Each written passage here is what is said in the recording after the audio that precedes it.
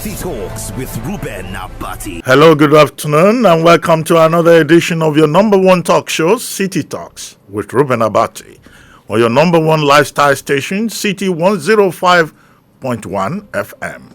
On this show, we talk about stories of political and human interest that affect us as Nigerian citizens and as members of a global human community. Today, we will be discussing June 12th, Nigeria's Democracy Day. And to guide us through this, we have a special guest.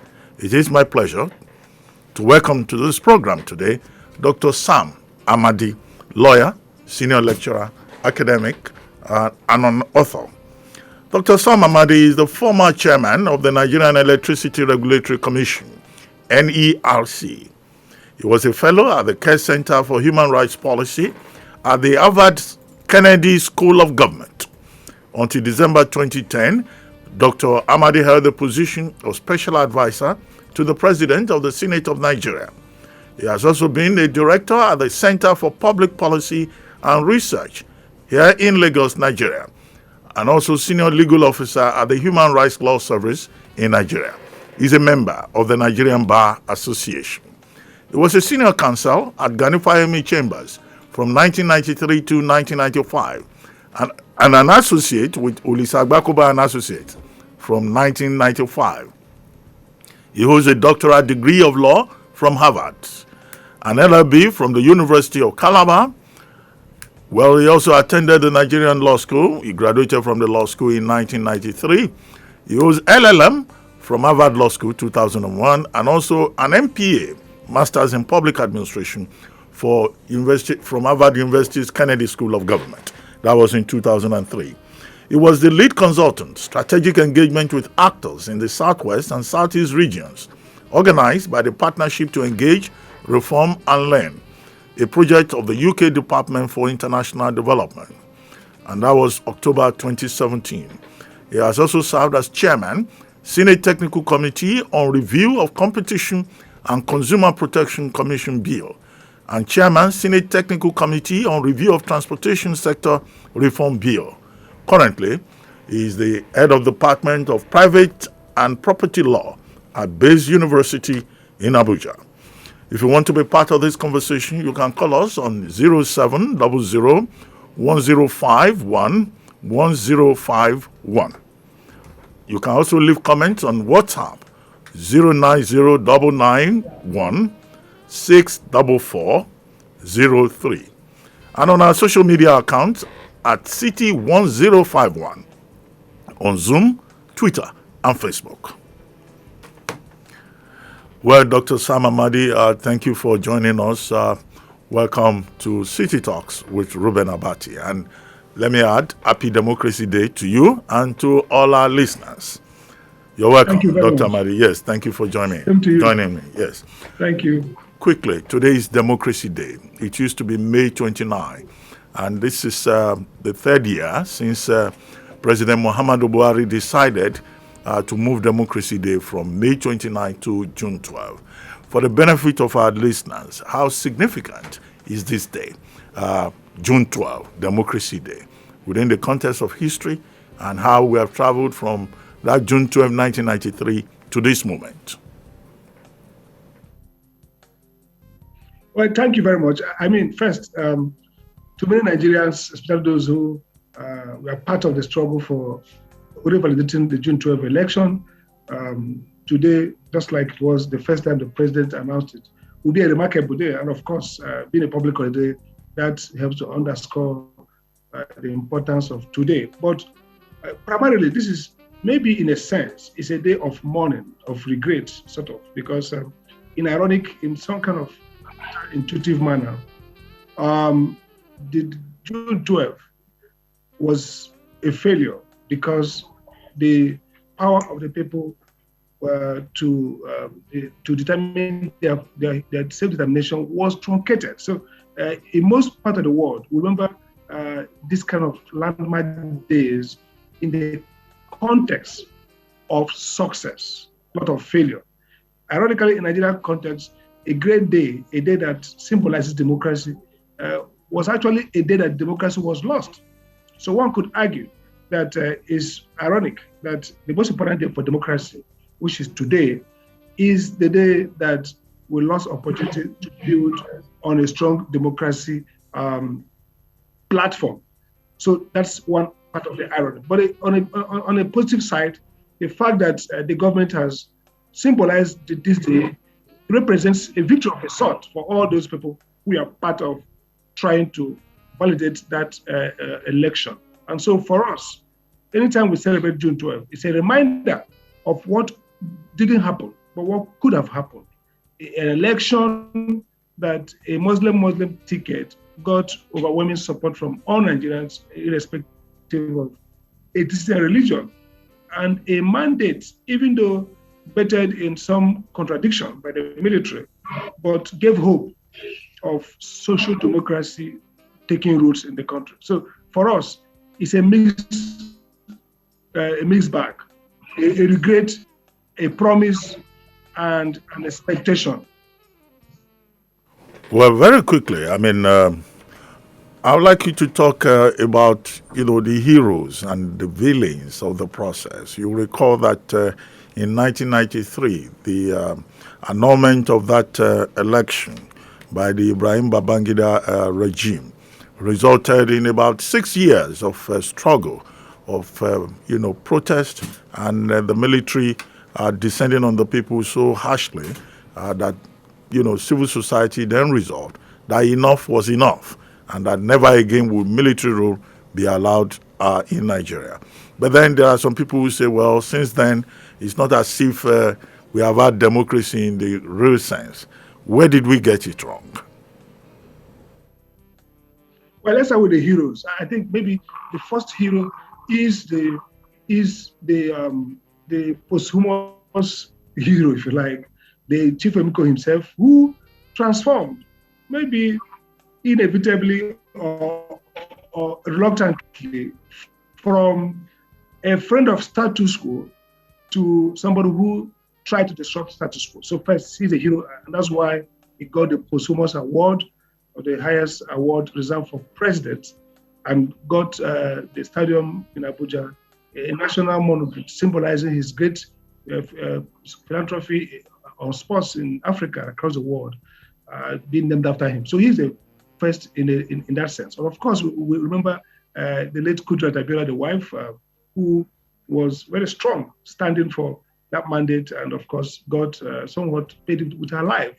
I won't forget my own boss, Chief Gani Fawemi, who the first lawyer that Chief Emiko himself chose. I remember in the chamber that day when Abiola came to see us and went around, very typical of his generosity, wanted to hand out money to us to thank us for the work we're doing. But Chief said, no, we are doing this for interest of democracy. So Chief Gani Fawemi will stand very tall in the effort to document that process, to fight that process. We went to court at the Federal High Court at Ikeja, where Akin Sanyo gave the first ruling nullifying the interim administration of Shoneko. So Chief Gani will stand very tall.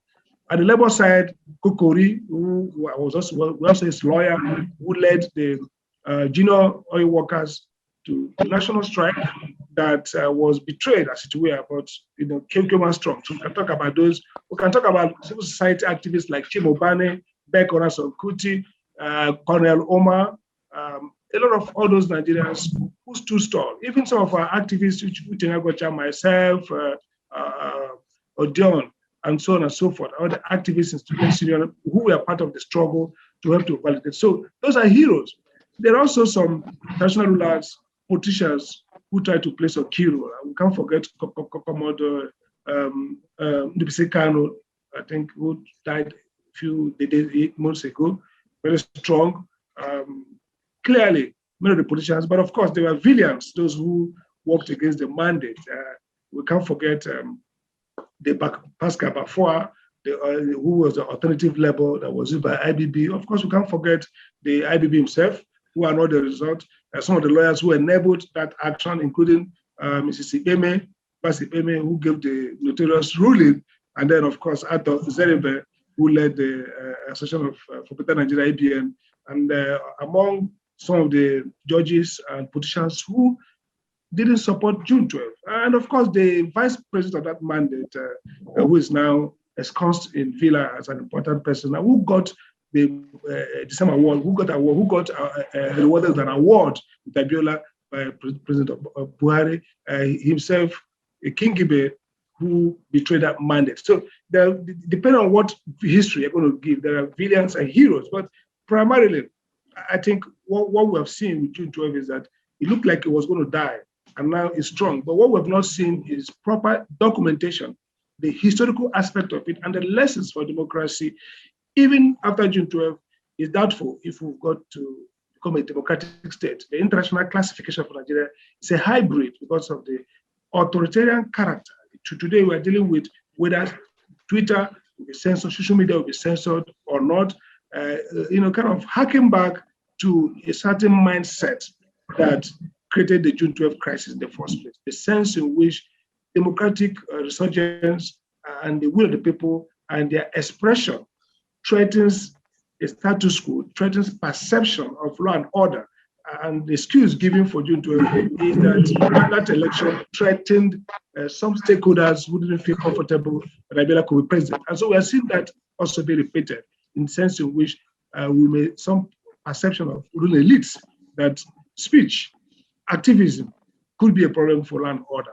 So those are the remarkable lessons that maybe we need to do more introspection, to do more reflections and documentation of the June 12 crisis. But again, villains and heroes, and like in the animal farm, like George Orwell says, sometimes they look like humans, sometimes they look like animals, sometimes they look like heroes, sometimes they look like they were villains, and sometimes they move from villains to heroes. The story of June 12 is a story of mutation. We're going to see new villains become heroes, and maybe new heroes, old heroes be turned to villains as we go along. Well, let me ask you this. Isn't it ironic that today, that is Democracy Day, instead of the day being devoted to reflection or to a celebration of where we've been and how far we have traveled, you have, Nigerian youths on the streets in Ibadan, in Lagos, in Abuja, and elsewhere, protesting, asking for change, asking for revolution. And in some of these places, the police are out there on the streets, preventing the Nigerian youth, from protesting. Is it a case of irony, or it's the reality of these times? Well, I think it's both ironic and real in the sense that, like you said, maybe this is a real June 12, telling us that we didn't achieve anything. It was just a deceit. I mean, we came out together, we came out for democracy based on, don't forget Abiola's slogan was end to poverty. End to poverty, which is a crisis we are still dealing with today. We are dealing with the president's speech says we got 10,000 people, 10 million people out of poverty in the last 2 years. That couldn't be true. We are still struggling with the MBS says we are about 40% of Nigerians are extremely poor. So the poor in Nigeria could be up to 70%, And so the question is, the same crisis that created June 12 and the same crisis dynamics that truncated June 12 is what we're seeing. So yes, it's ironic, but perhaps fitting that the same youths have to recreate June 12. Being on the street, we're on the barricade. We were burning tires in Lagos to Third Mainland Bridge. I was one of those who reflected the Eco Market area, Sangros areas, with General Gocha, with Pius, with Okoye, Fabian Okoye, and others. That we are still on the road, struggling, campaigning, protesting, and getting police to attack or to stop those protests signals maybe a proper commentary on what June 12 actually represents. June 12 represents a journey that will never get to destination, a journey that we've not even made much progress. So, like it was in the days of Babangida, when we were struggling against the annulment. Today, we are still on the streets, struggling for basic rudimentary aspect of democracy. So clearly, it's ironic, but again, it's the reality.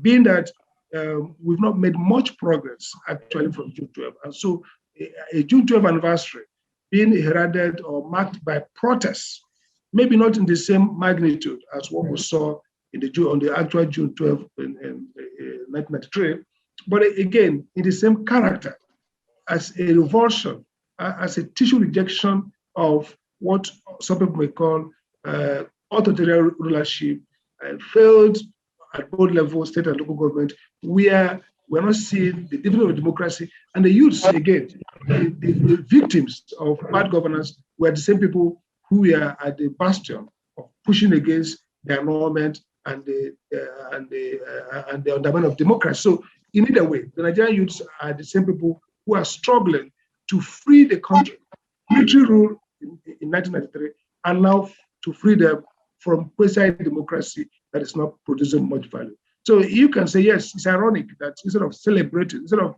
having lectures, workshops, talking about the gains of democracy, and talking about how we have made progress from 1993 to today, we are back in the trenches as to where, even if in limited sense, still contending, still fighting against some authoritarianism, some against bad governance, some against poverty, some against unemployment, the same issues that Chief Emeka Abiola flagged in his campaign, and the same dynamics that truncated that aspiration. So back to the past, moving forward, but back to the past. Okay, you just referred to the National Democracy Day broadcast that the president gave this morning. I would like to have your take on it, in terms of the highlights of that particular statement coming from the president of Nigeria, President Buhari. But before then, let's play the tape for a few minutes of that national broadcast. Let's take a listen. Fellow Nigerians, I join you all today to commemorate and celebrate our Democracy Day. It is a celebration of freedom and a victory for one people, one country, and one Nigeria.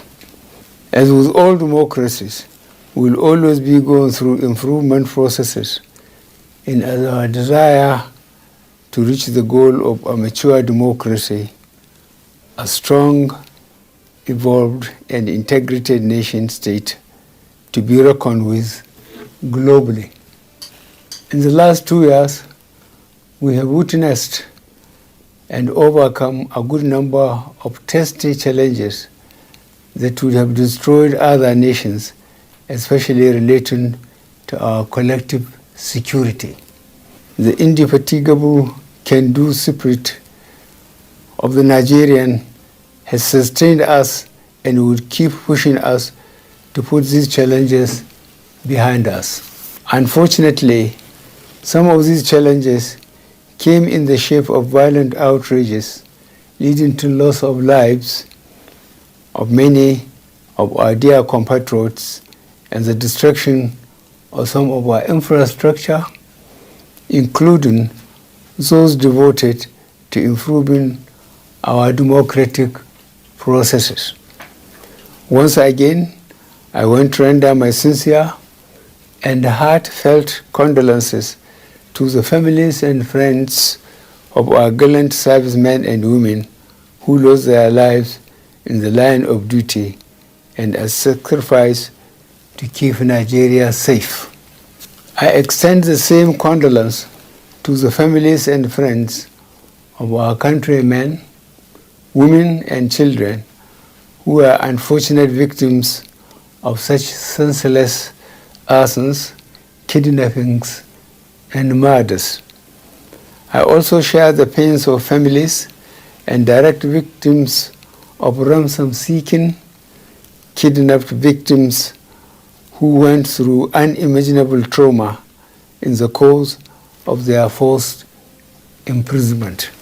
Let me assure my fellow citizens that every incident, however minor, gives me great worry and concern, and I immediately order security agencies to swiftly but safely rescue victims and bring perpetrators to justice.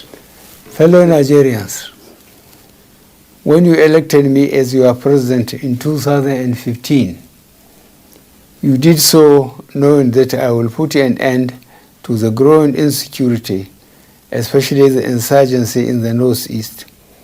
But the unintended consequences of scattering them in the Northeast push them further in country, which is what we are now facing and dealing with. We will, by the grace of God, put an end to these challenges too. Unfortunately, like in most conflict situations, some Nigerian criminals are taking undue advantage of a difficult situation and profiteering therefrom with the misguided belief that adherence to the democratic norms handicaps this administration from promptly and decisively tackling them. Well, the president there, President Muhammadu Buhari, part of his address this morning on Democracy Day. He will later go on in that particular address to talk about the achievements of his administration, particularly with regard to the economy, poverty alleviation, the various programs that have been introduced, including the National Social Investment Program, including the conditional cash transfer, including also efforts by the Central Bank of Nigeria to provide support for agriculture under the Anchor Borrowers Program and also the textile sector. And of course, he also talked about infrastructure, the efforts made by his administration with regard to infrastructure through Infraco, which has been introduced, road construction, rail construction. And then, of course, he talked about COVID and the measures that have been put in place by the government of Nigeria to combat the challenge of COVID. He talked about all of us getting involved and everybody playing his or her part. He talked about the constitutional amendment process and insists that it's not the presidency that will amend the constitution, that is the responsibility of the National Assembly. And then, of course, in paragraph 56, he stated very clearly that his administration is committed to section 14, subsection 2 of the Constitution, which talks about the responsibility of government to ensure security and the welfare of the people, and so on and so forth. Dr. Amadi, I'm sure you listen to him. I would like to have your take on some of those key highlights of the President's Democracy Day broadcast. Well, thank you very much. I think a fairly good speech coming at the heels of the Arise News interview and the NTA interview yesterday. And so I think a gradual improvement. Some of the controversial statements he made in the Arise interview, he took opportunity of the NTA interview to tone them down. And now this speech, I think, clarifies a few things. Again, on the credit side, I think the government seemed to have done a lot in terms of investing in programs, especially infrastructure, social welfare schemes. Those are commendable, the level of investment. But the question is the level of return in terms of socioeconomic well-being. And again, one of the things that comes through from his statement on the economic side, that so much has been based on central bank intervention. And the problem with central bank intervention is that the level of political economy analysis that should go into these projects might not be very strong, the rigor. And central bank especially has been, one can say, happily throwing money at problems. So you talk about billions given for trader money, given for Anchor borrower, given to all that. But the question for developing economies, as we have seen in the East Asian experiment and even in the 1963 to 66 Nigeria, especially Southeast, where Emma did develop the concept of a developmental state, is at the level of integration. So it have been perhaps would have got more results from all those interventions if the president had a strong policy team, a strong economic management team that puts all these interventions in a much more coherent and size is important, scale, integration, how you integrate all these interventions in a way to really move the economy forward. Again, think in terms of the interventions on social protection scheme. You can't be doing social protection scheme without supporting policies that would deal with some of the deprivations. Oxfam identified the crisis of inequality and poverty in Nigeria, three levels, three drivers. One is misallocation of projects in the national budget. So if you look at the Nigerian budget and do socio-economic analysis of the budget reinforces elitist spending, and therefore the things that drive economic development that will help you to take people out of poverty they're missing. Bill Gates pointed at that when you talk about the balance between physical infrastructure and social infrastructure. So if you look at Nigerian budgetary commitments, they don't really fit into the idea like the China did or every other country that has done well on poverty alleviation of a sustained policy focus on infrastructure, on social infrastructure. Again, if you look at the second driver, which is basic laws, Nigerian labor laws, minimum wage, do not help to get people out of poverty. So what is missing in perhaps what the president has said and what the government has done is that level of policy integration in the sense that the money you're spending, the investment from the central bank is guided by a robust socioeconomic policy that also is integrated with what you are doing in policy and education, in healthcare, in economic development, and what the states are doing. So we are not seeing that level of alignment that will help to feed into massive poverty reduction. And so I would take the president's figure on poverty reduction. It doesn't tally with the MBS report we see every day. We see during the COVID, how many Nigerians, the loss of income, revenue, we see how prices are going up. And so what that tells you, that poverty is rather compounded and more people are getting into the poverty trap than exiting. If you look at what poverty clock, you see that in Nigeria, the movement towards poverty is more in Ethiopia, that's arguably poorer than Nigeria. But more people are living, exiting poverty in Ethiopia because of socioeconomic policy. So the neoliberal policy of government and the sentiment of the president on dealing with poverty, do not align.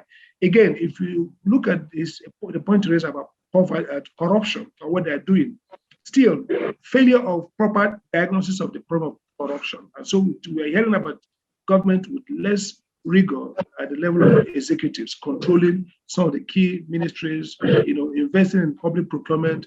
We don't have the public procurement council. We don't have oversight. We don't have enough of civil society engagement in terms of creating extra governmental oversight over procurement. The debts we are incurring with China and others, how they're being used, big question mark. So the president himself is not doing enough around poverty, but it has to do with system review. It has to do with how you open up government to rule-based processes. And that's where the government is not probably getting right. Now, let's talk about security. I think he is right. I mean, we should be fair to the president that the security crisis is one that it's not cut and dry. So if you are addressing one aspect, it could create unintended consequences, like he said. But again, the question then is whether you are using the rule of law framework in a consistent manner. The perception, the push factor and the pull factor, perceptions of inequality, injustice, abuse of rule of law processes can create additional insecurity crisis. And that's why you look at the Southeast case. In the last 2-3 years, Southeast was not a serious insecurity crisis at all for anybody. The UNDP report rates Southeast as the most peaceful, less violent region. Now it has become almost like the heart, one of the epicenters of insecurity. And arguably, it derives more from governance rather from the ingress of Boko Haram activists southward. So it's really a question of maybe government not being effective in managing the governance drivers of insecurity. And therefore, it's not true that the failure to deal with insecurity is largely because while they were successfully dealing with the Northeast, then the criminals and the bandits and the terrorists came southward. Is that government multiplied more factors of insecurity in the poverty, unemployment, youth unemployment, compounded by MBS report. Nigeria is about 34% or thereabout today of unemployment. And again, if you look at youth unemployment, basically up to 50%. And of course, we can factor the COVID pandemic. But before COVID, we were moving in that direction already. So primarily, the government's failure to effectively manage the economic situation, failure to create a much more accountable, fair, and just governance across the country, kind of added to the crisis of the Boko Haram and the ISWAP in the northeast and northwest. So I see failure at the level of insecurity arising from the pattern of governance and the failure of government to improve the economic situation, and the failure to improve the governance. And that gets to the point. You see, this government may have done well in terms of infrastructure or done fair, but in terms of public leadership, you see, public leadership is different from what people can call maybe the managerial side of fixing infrastructure. Is the perception, is public leadership, is the governance component is about how you mobilize people, communications, a sense of perception, social trust, cohesion, consensus. Those the government failed woefully. This government created more division, more dissension, eroded public trust in institutions by the way they didn't manage both the optics, the symbolism, and the substance of governance. And so if you look at in the last 5 to 6 years, you see gradual erosion of public trust in government. That made it difficult for effective policing, for example. When people think that, let's take, for example, farmer headers conflict, and people say, okay, when we arrest these headers, and we hand them over to the police, they release them. Now, that, like Governor Maher said yesterday at the meeting, Parliament, the federal government delegation, if that happens consistently, then people lose confidence in the regular law enforcement process. And the next thing will be for them to take laws into their hands, either from regional militant groups or themselves resort to extrajudicial or extra-legal means to defend themselves, because the law enforcement agents, the police, became ethnicized or somewhat behaved as if they are now a police force for a particular socio-economic or political, religious or ethnic group of formation. So the president's colossal failure on public leadership reinforced the other failures on security, on economy, because once people lost confidence in the neutrality of the state, in social and political economy, we call it state effectiveness. If the state is not autonomous, if the state is not perceived not to be autonomous or to have been hijacked by many of the contending social interests, special interests in the society, that state becomes weak. So ironically, Nigeria is a weak state, not because it has no aggrandizement of power. Nigeria has pulled in a lot of military power, kinetic power, firing power, but they have lost the moral power. They have lost the legitimacy.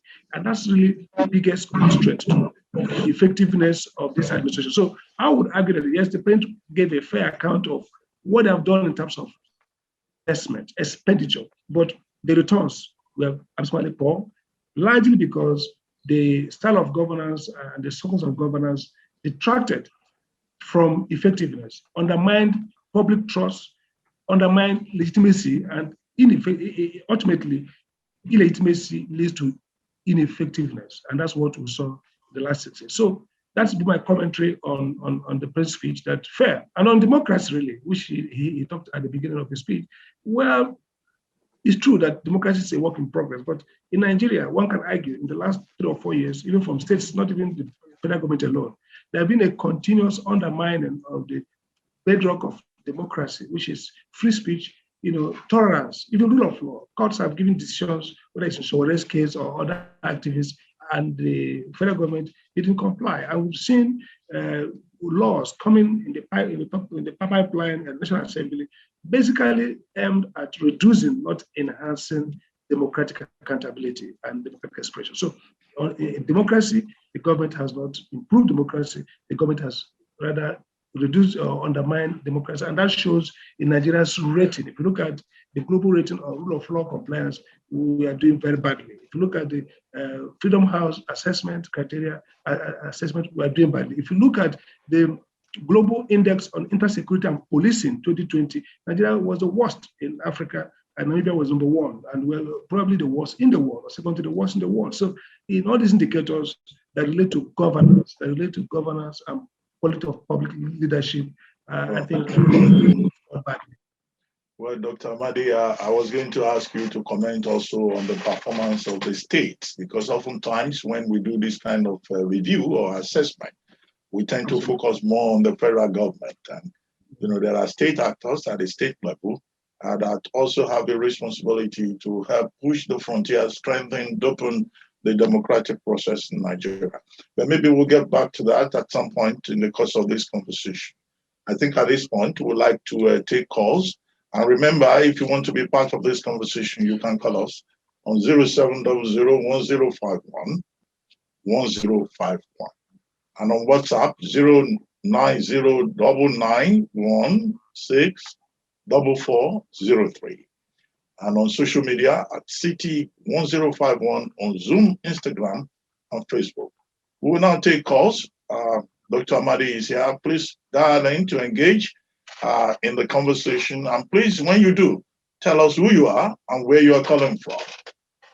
You seem to have a caller on the line already. Hello? Yes, your name, your location. Yes, please go ahead. How about this? I'm calling from the Kenya this morning. Dr. Amadi, good morning, sir. Good afternoon. Good afternoon. Please start with the question. Every day it wrong. That was the question I asked, talking about the democracy. That is transition from military to civilian rule. I remember, and I'm glad Dr. Amadi followed Jennifer. I remember he was the only one, plus people like Takuba and Life, who so the next thing for Nigeria after the passing of Adela was the sovereign national conference. Because then the military army came with the constitution and politicians like the late Bola Ige, Babadi and Co. When they started Dr. Salami. But if the foundation was 40, where could you be? And that is why after 23 years, they are still here. But for me, I think we are getting it wrong in the area of constitution and even the practitioners themselves. Now, coming back to the president. Number one, I don't believe we have democracy under him. What we have is just different autocracy because there's no freedom of expression. A lot of rights of people have been taken away from them. And even the general outlook, the office, everything is not the way. Now, if the one who said this morning, let me commend him as well. Because for the first time, he appreciated that people were killed and he communicated with the families of the people killed and the army. That's good of him. But on the issue of economy, he has failed. Dr. Amadi is just impolite. They are saying if you spend so much money and you got no result, what is that? Rice was 6,000 naira in 2015 when it came. How much is rice today? CBN killed the economy. The job of the CBN primarily is not just to throw out money to problems. The money CBN is spending, who is accounting for those money? CBN is autonomous. And apart from that, the money they are spending, I challenge them. The money they are spending, the autonomous gain from the dollar against naira. When they get that money in naira, they put that money in the economy. At the end of the day, the money goes down the drain. That is what is happening. That is how to move the economy forward. There's the electricity today. You have no electricity. How do you create an economy? So the problem is just one people. And I don't know, Nigeria is just having so much problem because we get the simplest things, we don't get them right. And we come to this point where everybody becomes, is asking, how do we get out of here? I don't know. So today we don't have democracy. Let me not just waste all your time. Good morning. Yes, thank you very much. Dr. Amadi, would you like to respond to some of the points you raised? It was more or less. Well, just quickly, I think I agree with some of his most of his points, but yes, it's good. Reminded us about Ulisa Bako, about Femi Falana, and a couple of other people who are part of that struggle. I missed out Ulisa, who was imprisoned actually for organizing and leading the 5 million man march, and he was arrested in Butemeta. Was there at Yabarada, taken to prison in Enugu for months. So, but again, I think the point you raised about democracy, is it the thing about somebody even mentioned the point that I said the government is not legitimate. That's not correct. A government that's elected by the people and declared by law is legitimate, but political legitimacy is how people see that government as embodying their vision, how much they concede. So there's a social contract. People see government performing or addressing all their concerns, even if the government has challenges with outcomes. But what's happening that not just Buhari government, but increasingly many African governments are becoming legitimate by virtue of that disconnect between the people and the governance, whether in terms of a sense of frustration, a sense of alienation. Nigeria, look, why should we be having too many ethnic militias? Why should there be so much agitation for secession from all parts of the country? Because there is a sense in which we need to re-inflate our democracy, reconnect it to people's aspiration, and be less authoritarian. This might require some restructuring, but essentially, I agree with the general perception that this democracy is very low on democracy, maybe more now on authoritarianism. When I look at the legal reform, people are crying for it. They're still stalling, keeping it back because maybe the elites get more from rigged elections. So in every indicator, this is not really the kind of democracy that we expected during the fight against military rule. There's a lot more of military rule involved in this democracy than we expected to see at this point. Well, Dr. Amadi, there is a comment here from Hamza Aliyu via Zoom. I'm trying to see if I can read it. He says it's unfortunate that we're expending energy talking about a government that is on its way out, rather than concentrated effort at looking for a suitable replacement for him. I think that's the much that I can read there. Then he has another comment. So we are okay. Yeah, that's the key point from Hamza Aliyu. Well, I think Hamza is right. We, in the economy of things, we should be 2 years is too short in the life of a nation. So we should say, some people say, why don't we ride through this storm and just pretend there's no storm? The danger is that 2 years is also a big deal. If you enter into 2023 at this shape, we might not get out of it well. So one of the things, the president still have a lot of time to correct some things. For example, the president can do a lot to improve consensus, ethnic, religious harmony. I don't think we should rule out 2 years quickly. 2 years is so big. 2 years is so big. 2 years is enough to change some direction. So I agree with him that we should focus on the future. But look, the way to the future pass through the present. We need to not to get obsessed with Buhari's failings, especially when those failings are failings of personality and not of policy. But we should be concerned about what's happening today, if nothing, to ensure that the transition post-Buhari will be less chaotic, less turbulent, and maybe we will now get to 2023 and have a better outcome in terms of democracy. By the way, this is the government that will conduct the election for 2023. And so if the government is probably compounding the crisis, take, for example, the appointment of new INEC commissioners that came in a few days ago and the whole civil society revulsion against one of the nominees, whose pedigree, whose bias, whose, if you like, maybe toxic nature, people would assume, is such that nobody would want to be an umpire. And so if you fail in dealing with that in a civilized, democratic, institutional manner, and then you create a loss of confidence in the electoral commission in the run-up to this kind of election,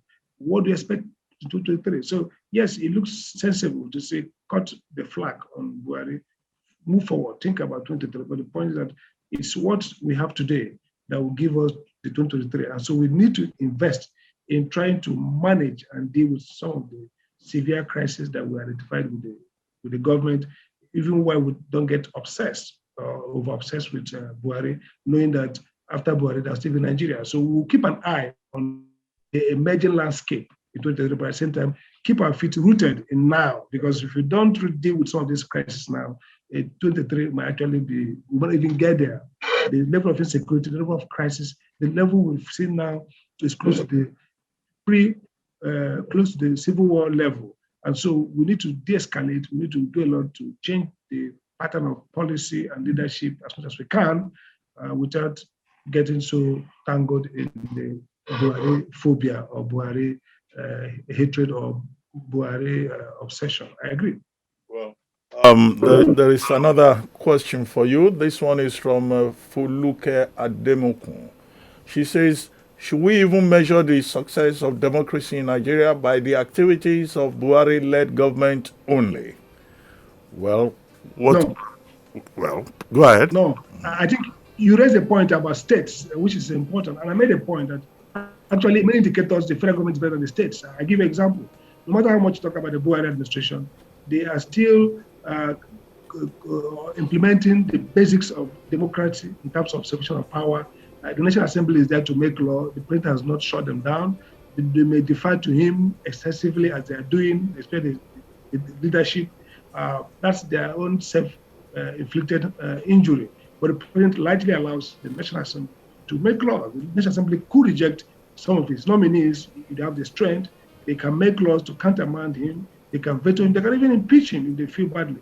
But in the state house of assemblies across the country, it is doubtful if any state house assembly has ever done something notable that's contrary to what the governor wants. So we can argue, not just from Buhari, right from even the previous government, right from even when Obasanjo was there. State assemblies, state government, state level government has been the least democratic and accountable in any way you look at it.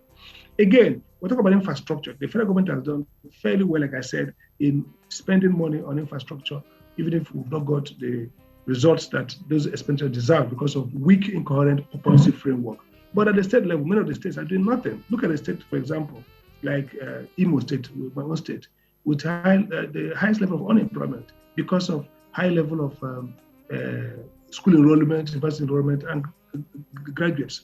But is the government really strategically working on some of these interventions? I mean, we should be thinking about how do you turn literacy in Imo State into some kind of commercial activity? Is there any structured investment and focus on helping the young people, startups, looking at social media? You know, the Imo youths are all on social media. Is there anybody mainstreaming knowledge platforms for them to help them, you know, make living and create jobs for themselves and their fellows from those? So that's a big failing. Look at a place like maybe Ebonyi, doing well in infrastructure, but still being one of the poorest states in the country, tagging on with the likes of Borno and Sokoto. The question is, what can the governor do more, moving away from building blocks, which he's a civil engineer, so probably has incentive and pecuniary benefit in all those investments. Why don't you also talk about energizing the people, democratizing the helping them with development as freedom, so that the Ebonyi people can be more creative, create jobs, and leave that ignominious position in poverty index. So across the states, look at Sokoto, look at Kazapara, what are state governors doing? So I don't think the Buhari failure, quote unquote, constitutes a scorecard for the states. The states have actually failed more. But maybe a state like Kaduna has done well with some kind of policy, even though it has done very badly in public leadership, creating divisions among the same citizens. A state like Ogun State, where Governor Makinde is doing well. River State is doing well in infrastructure, but maybe doing badly in public governance. So we can see different kind of scorecards for different governors. A state like Borno, the governor is doing very well. People are praised. So there are a few states that have done significant work, either infrastructure or significant work like Makinde in creating a better leadership style, doing well in public governance, doing well in policy, doing well in opening the state to investment or to public private sector non-profit commitment like Kaduna State. But most of the states are doing very badly. Even in freedom, Calabar Cross River was one of the few states that started jailing and detaining journalists and activists for too long. So they have done that several times. They actually maybe have worse result than the federal government. If you look at previously when the Imo State governor detained an activist or a writer for too long. So many of the states, Kaduna State, number one for violating human rights, for having no respect for the rule of law, for detaining bloggers and activists and anybody who criticizes them, chasing after those who attack them on Twitter. So basically, there's nothing we've said that the federal government has done badly, that the state governors have not done worse than the federal government. And in many ways, the federal government has done better in policy, in investment infrastructure than the state. So I think that the subnational level has actually, since 1999, have fared badly, worse than the federal government, whether it's under Obasanjo, under Yar'Adua Jonathan, or now under President Buhari. So we should maybe begin to pay more attention at local level, at the states. None of them guarantees no government autonomy. Dr. Amadi, We have some other comments. Do we have another caller on the line? And if you could just try and keep the responses short so that we can have more people participate. Okay. Any caller on the line? Okay, not yet. But here I have Professor Kemi Rotimi saying Dr. Amadi being disconnected can be tantamount to being illegitimate. So Dr. Amadi should be wary of terminological inexactitudes. Do you want to comment on that? Yeah, let me briefly? Respond. Yeah, sure. Well, I think he's wrong. I'm right. Legitimacy is not about legality alone.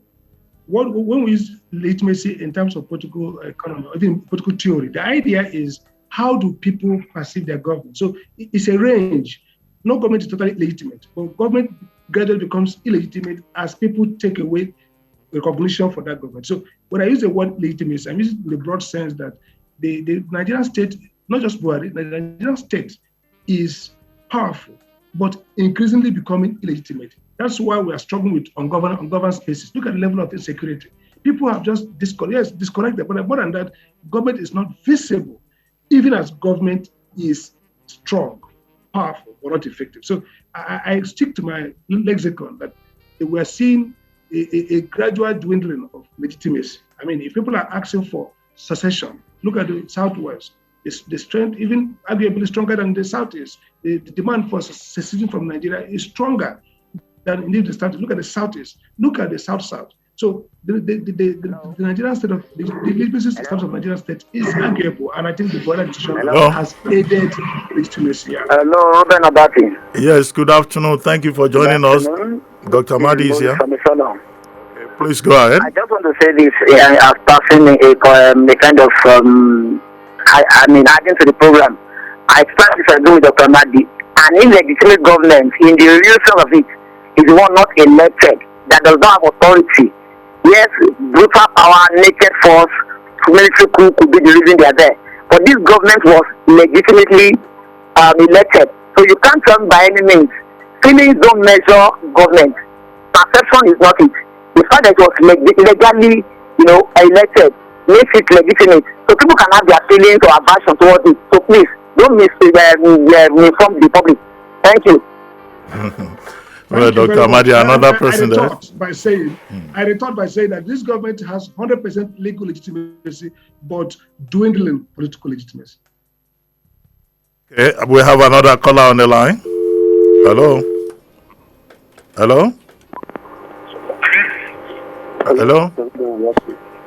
Your name, your location? Yes, please go ahead. Hello? Well, hello? Yeah? Yes, good afternoon. Thank you for joining us.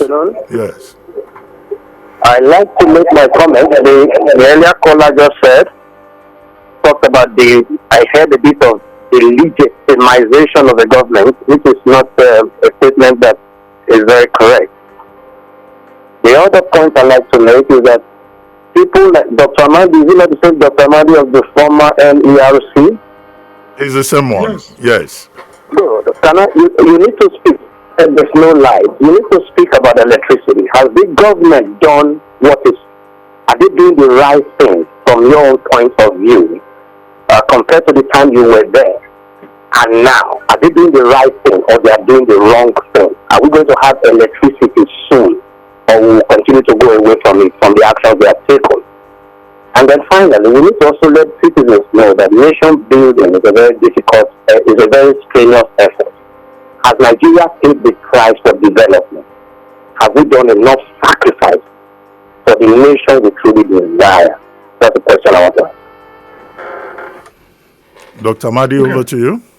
Sure. Well, on power, really, that would take us a whole. But briefly, I would say that, yes, the government, just like other areas, somebody asked a question here, said there has been so much on social inclusion and sort of, why no result? Like I said before, policy incoherence.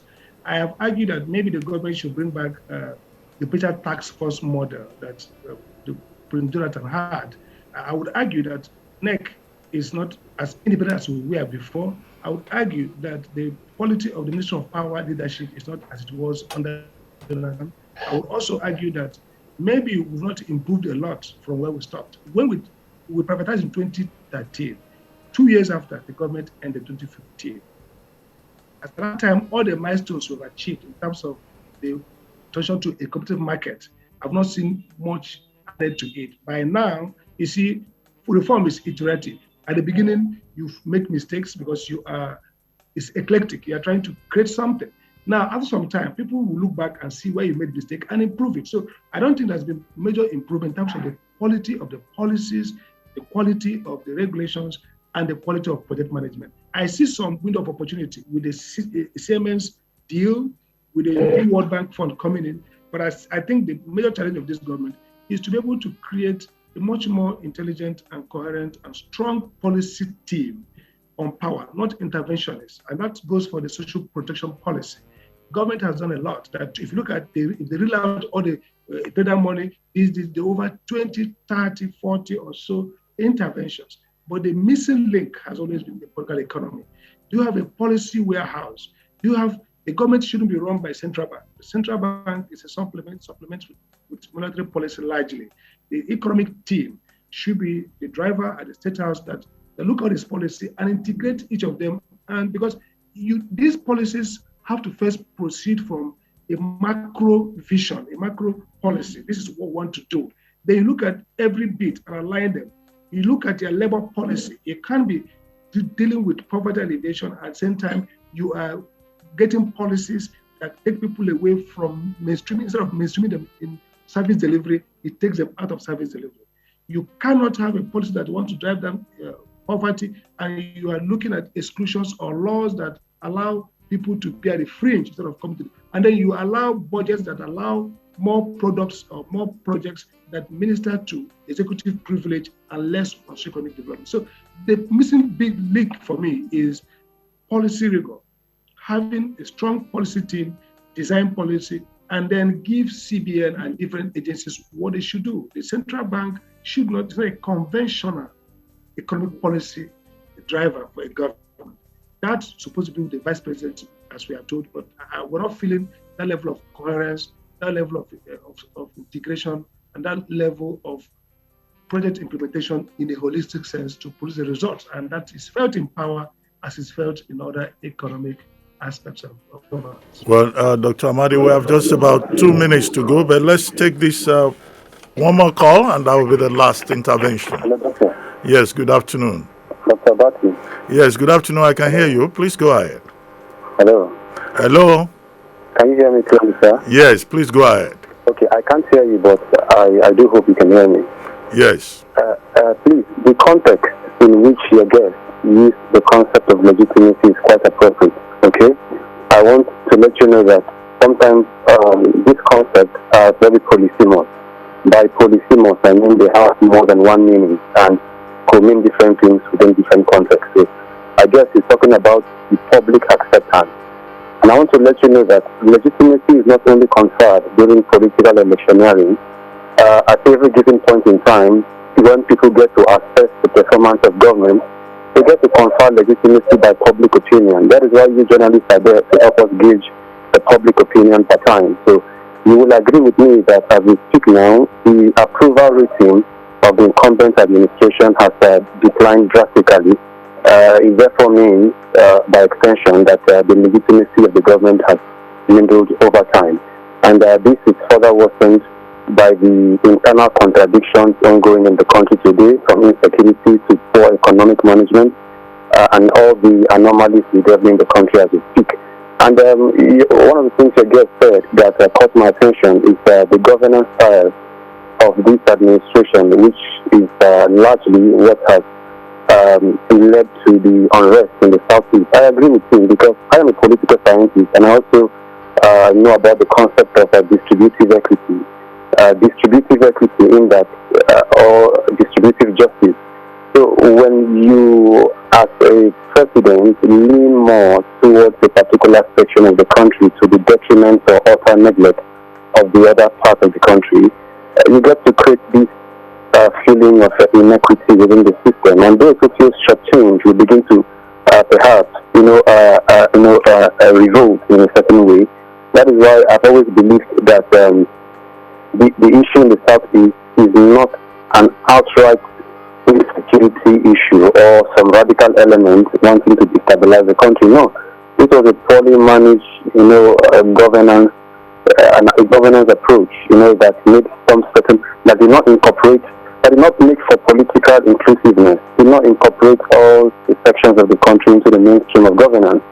And this country is not just dominated by a certain group alone. So that lack of distributive equity is what precipitated the situation we are having now, particularly at the Southeast. That is why I've always believed that diplomacy and dialogue, it is better to judge when you address these security issues, you must address those issues in line with the distinctive characteristics of the security in the different regions. So, well, thank you very much indeed for joining us. Well, Dr. Amadi, the last caller more or less shares the same views with you.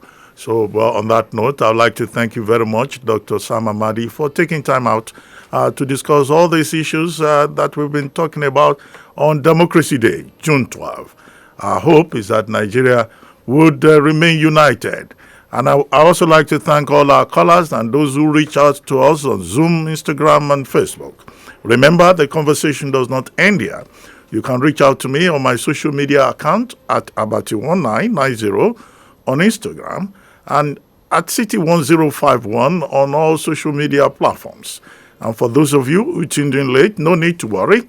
You can visit YouTube page City1051 to watch the entire show. And don't forget to hit the subscribe button and leave comments.